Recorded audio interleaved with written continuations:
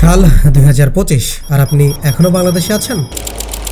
তাহলে মনে রাখবেন, আপনি আপনার নিজের জীবন এবং আপনার সন্তানের ভবিষ্যৎ দুটোই নিজ হাতেই ধ্বংস করছেন। দেশের বেকারের সংখ্যা বেড়েছে। কয়েক ঘন্টার ব্যবধানে ঘটেছে দুটি হত্যাকাণ্ড। পরিকল্পিতভাবে হত্যা করা হয় রাব্বিকে। টাঙ্গাইলের ধর্ষণের শিকার, মধ্যযুগীয় কায়দায় প্রকাশ্যে পিটিয়ে হত্যা করা হয়েছে।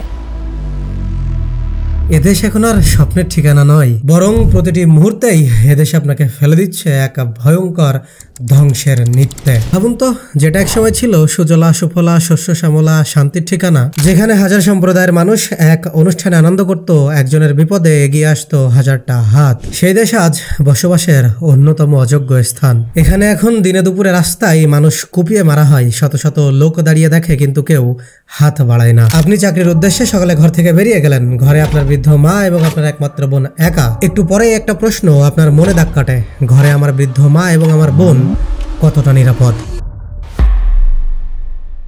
না, আজকে আমরা কোনো রাজনৈতিক প্রেক্ষাপট পরিবর্তনের গল্প করব না, বা আইন শৃঙ্খলা বাহিনীর কাঁধের উপরে দোষ চাপিয়ে এড়িয়ে যাব না। এখন আপনি হয়তো ভাবতে পারেন বাংলাদেশ একটা গরিব রাষ্ট্র, মানুষের মধ্যে এখন আর মানবতা বোধ নেই, অথবা আপনি হয়তো কিয়ামতের আলামত ভেবে পাশ কাটিয়ে যেতে পারেন। কিন্তু আপনাকে বলে রাখি, আমাদের এই সুন্দর দেশকে বসবাসের অন্যতম অযোগ্য স্থান বানানোর পিছনে এগুলোর একটাও অন্যতম কারণ নয়। এর থেকে আরো অনেক ভয়ঙ্কর একটা ব্যাপার রয়েছে, যা প্রতি বছর লাখ লাখ অপরাধীর জন্ম দিচ্ছে এবং ধ্বংস করে ফেলছে আমাদের এই সোনার দেশকে। And that is wait.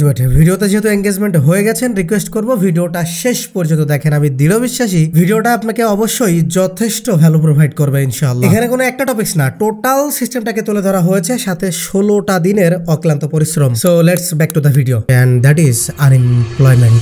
দেশের শিক্ষিত বেকারের সংখ্যা বেড়েছে। 26 লাখ উচ্চশিক্ষিত বেকার যুবকের সংখ্যা উদ্বেগজনক হারে বাড়ছে। বেকারত্ব নিয়ে অনলাইনে হাজারটা ভিডিও থাকলেও আজকে আমাদের কেস স্টাডি সম্পূর্ণ আলাদা, যেখানে প্রতি বছর লাখ লাখ তরুণ পাসপোর্ট হাতে বিদেশ পাড়ি দেওয়ার স্বপ্ন আঁকছে। চারপাশে খুন, ধর্ষণ, চাঁদাবাজি আর লুটপাটের উল্লাস। সেখানে নিজের এবং সন্তানের নিরাপদ ভবিষ্যতের জন্য বর্তমানে বিদেশ পাড়ি দেওয়ার চিন্তাকে আপনি কি বলবেন?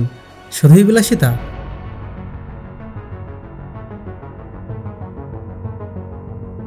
বিবিএস বা বাংলাদেশ পরিসংখ্যান ব্যুরোর তথ্য অনুযায়ী প্রতি বছর বাংলাদেশ থেকে প্রায় 22 লাখ তরুণ তরুণী চাকরির বাজারে প্রবেশ করছে, কিন্তু এই চাকরির সুযোগ কয়জন পাচ্ছে? সর্বোচ্চ 10 থেকে 20%। আর বাকিরা কেউ বিদেশের টিকিট খোঁজে, কেউ মামা চাচার দৌড়ে ঘুষ দিয়ে পদের জন্য লড়ে, আর অনেকে এক পর্যায়ে হাল ছেড়ে দেয়। এজন্যই গবেষক গ্যারি বেকার যথার্থই বলেছিলেন, যেখানে যুবকদের হাতে কাজ নেই সেখানে অপরাধ হবে অনিবার্য। বাংলাদেশ পুলিশের ক্রাইম ডাটায় দেখা গেছে 2015 থেকে 23 সালের মধ্যে বড় বড় অপরাধে জড়িতদের মধ্যে 46% ছিল 18 থেকে 30 বছরের বেকার যুবক। এরা কেউ মাদক ব্যবসায় জড়িয়েছে, কেউ চুরি ডাকাতি, কেউ বা চুক্তিভিত্তিক খুন। কিন্তু সবকিছুর পেছনে সেই একটাই জ্বালানি, কাজ নেই, ভবিষ্যৎ নেই, আশার আলো নেই, আমি একজন বেকার। 23 ফেব্রুয়ারি 2025 ঢাকার বনানীর সেই রাত, আলমগীর হোসেন অলংকার জুয়েলার্সের মালিক দিন শেষে স্বর্ণখচিত হিসাব গুটিয়ে বাসার পথে হঠাৎ 3টি মোটরসাইকেল, গর্জে উঠল ইঞ্জিন, ঝলসে উঠল বন্দুকের নল। 6 জন অস্ত্রধারী তার চারপাশে ঘিরে ফেলল। মাত্র কয়েক মিনিটের মধ্যে শেষ হয়ে গেল তার পুরো 30 বছরের পরিশ্রম। নিয়ে গেল 200 ভরি স্বর্ণ, 1 লাখ টাকা নগদ আর একজন ব্যবসায়ীর নিরাপত্তা বোধ। পরে অবশ্য পুলিশ তদন্তে জানা গেল 6 জনের বেশিরভাগই ছিল তরুণ। এবার একবার আলমগীর হোসেনের জায়গায় নিজেকে চিন্তা করুন, যে দেশে একজন ব্যবসায়ীর কোনো নিরাপত্তা নাই, সেখানে যদি কালকে আপনার সাথে এমন একটা ঘটনা ঘটে, আপনি কি আর কখনোই থাকবেন এদেশে? ঢাকার এক সময়কার মেধাবী গ্রাজুয়েট রাশেদ 3 বছর চাকরি খুঁজে না পেয়ে শেষমেশ স্থানীয় গ্যাংয়ের হয়ে মাসোহারা তুলতে শুরু করে। আজ সে পুলিশের ওয়ান্টেড লিস্টে। এমন হাজার রাশেদ ছড়িয়ে আছে এই শহরে, যাদের জীবন শুরু হয়েছিল স্বপ্ন দিয়ে, কিন্তু আজ শেষ হলো অস্ত্র হাতে। এখানেই হয়তো আমরা নাক সিটকিয়ে বলতে পারি যে চাকরি না পেলেই চাঁদাবাজি করতে হবে। চাকরি না পেলেই সবাই যে অপরাধমূলক কর্মকাণ্ডে জড়িয়ে পড়ছে, বিষয়টা এমন নয়। কেউ পরিবারের শেষ সম্বলটুকু বিক্রি করে বিদেশ পাড়ি দিচ্ছে, কেউ 20 বছর ছাত্র জীবনে এতটুকু অভিজ্ঞতা না থাকার কারণে ব্যবসার মাঠে এসে খাচ্ছে বড় মাপের ধরা। আর একটা বড় অংশ থেকে যাচ্ছে বেকার নামক অভিশপ্ত জীবনে, যাদের বাইরে সমাজ অপমান করে, ঘরে নিজের পরিবার অপমান করে। রাতে যখন সে খালি হাতে বাড়িতে ফেরে, তখন সে চোখ তুলে বাবার দিকে তাকাতে পারে না। মা যখন খাবার টেবিলে ভাত দিয়ে চোখের পানি ফেলে, তখন সেই ভাত তার গলা দিয়ে নামে না। নিজের প্রতি ক্ষোভ, রাগ আর প্রতিশোধ নিয়ে আস্তে আস্তে আসক্ত হয়ে পড়ে মাদকে, আর এই মাদক এক পর্যায়ে তাকে ডেকে নেয় অপকর্মের রঙিন দুনিয়ায়। আপনি যদি একটু ভালো করে চিন্তা করেন তাহলে আপনি বুঝতে পারবেন বেকারত্ব আসলে একটা কোনো সমস্যা নয়, এটা হলো একটা সমস্যা তৈরির কারখানা। আর এটা থেকেই জন্ম নিচ্ছে মাদকাসক্তি, গ্যাং কালচার, চুরি, খুন, ধর্ষণ, আর এসব মিলেই তৈরি হচ্ছে সেই পরিবেশ যেখানে আপনার মা বোন নিরাপদ নয়, আপনার ভবিষ্যৎ নিরাপদ নয়, এমনকি আপনার দেশের স্বাধীনতাও নিরাপদ নয়। এখন প্রশ্ন হচ্ছে বেকারত্বের হার আমাদের দেশে এত বেশি কেন? যেখানে অন্যান্য দেশ এ বাধা কাটিয়ে উঠছে সেখানে আমাদের ভুলগুলো কোথায়?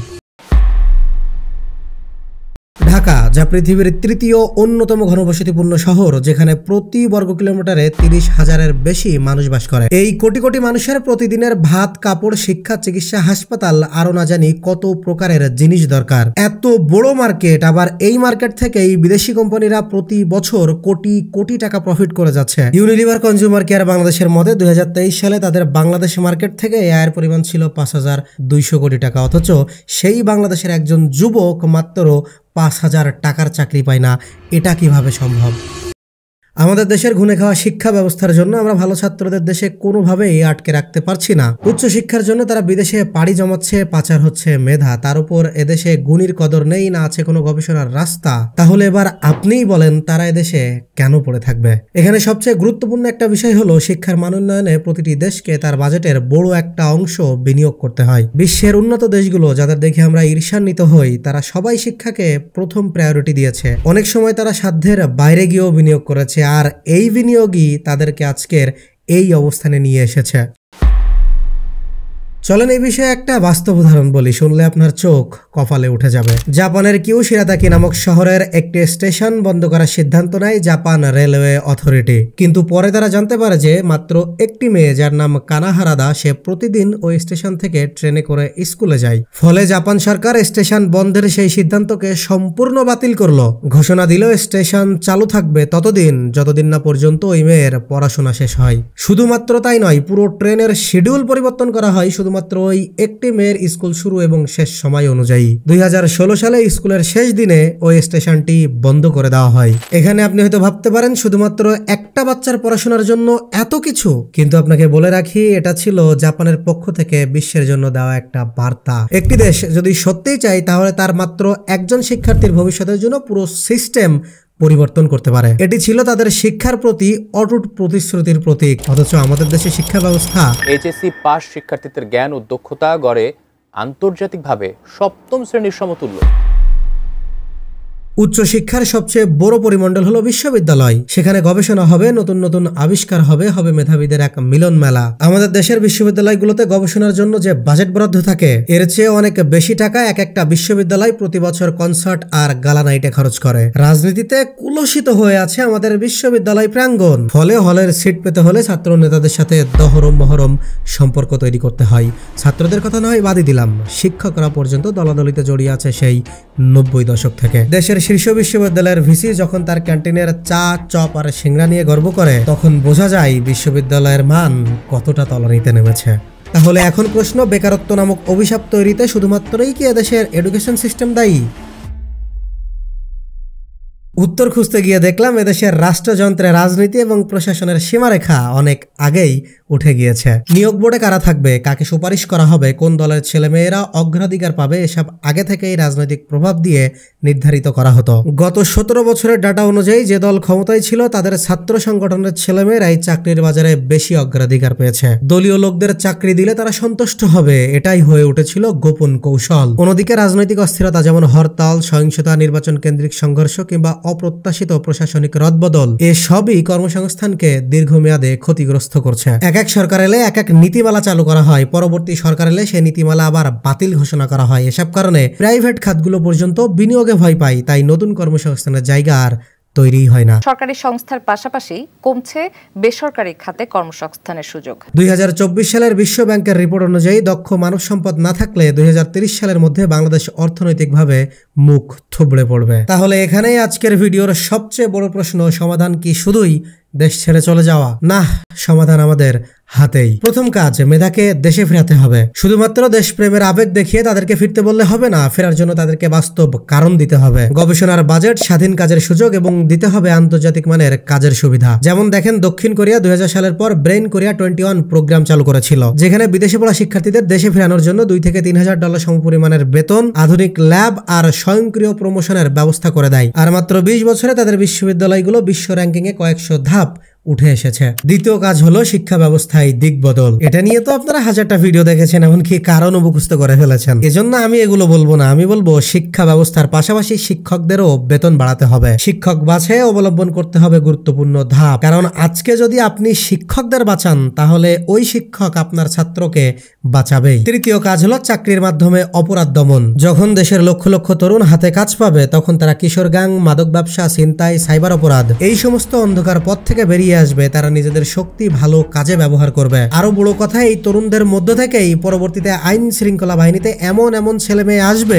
যারা নিজের দেশের নিরাপত্তাকে ব্যক্তিগত স্বার্থের চেয়ে বড় করে ভাববে। ফলে আপনি পাবেন নিরাপদ শহর, শান্তিপূর্ণ গ্রাম এবং অপরাধহীন এক বাংলাদেশ।